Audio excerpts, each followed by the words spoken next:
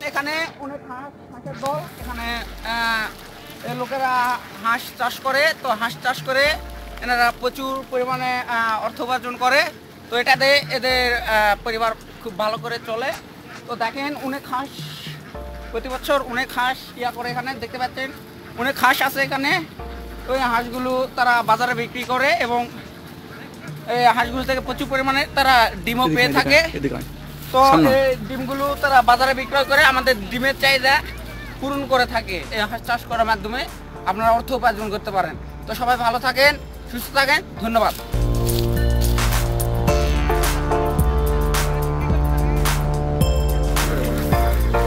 আচ্ছা ভাই, আপনার বাসা কোথায়?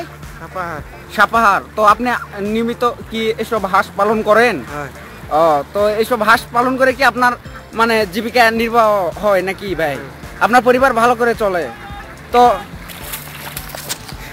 আমরা ভাই থেকে জিজ্ঞেস করলাম যে ভাই আপনি কি এই হাঁস মানে পালন করে আপনার কি সঠিক পরিমাণে জীবিকা নির্বাহ হয়? তো এই ভাই বলল যে আসলে হাঁস পালন করে নাকি তার জীবন ভালো করে যায়। তো এই জীবন ভালো করে কাটে। তো এই ভাই বললো এই ভাইয়ের বাড়ি নাকি সাপাহার। তো সেই সাপাহারের এটা আপনারা তো বুঝতে পারবেন না যে কোন সাপাহার।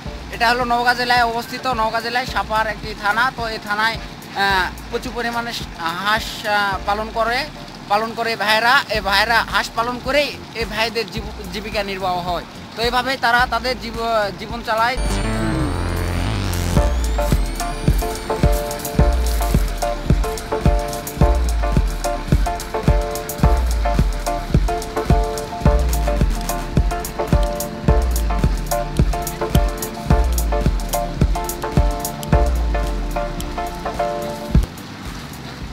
এখানে হাঁসগুলো এনে রাখা হয়। তো এই ফাঁকা জায়গাতে হাঁসগুলো রাখা হয়। এই হাঁসগুলো দেখতে পাচ্ছেন যে ফাঁকা একটি মাঠের মাঝখানে একটি ঘরের মতো বানিয়ে এখানে হাঁসগুলো রাখতেছে। এখানে সারা রাত তো যে ভাইদের হাঁস, সে ভাইরা এখানে থাকবে।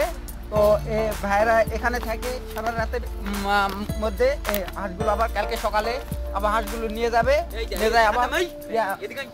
আবার হাঁসগুলো আবার মানে হাঁসের খাবার টাবার করবে, সংগ্রহ করবে। এগুলো হাঁসগুলো মাঠে নিয়ে যায়, ভালো করে খাওয়ায় টাওয়ায়, আবার রাত হলে আবার এদিকে নিয়ে চলে আসবে। তো দেখতে পাচ্ছেন প্রায় সন্ধ্যা ভাব।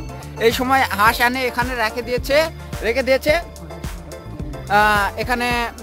এখানে প্রায় হাঁসের সংখ্যা 1000টি, 900 থেকে 1000টি হাঁস এখানে রয়েছে।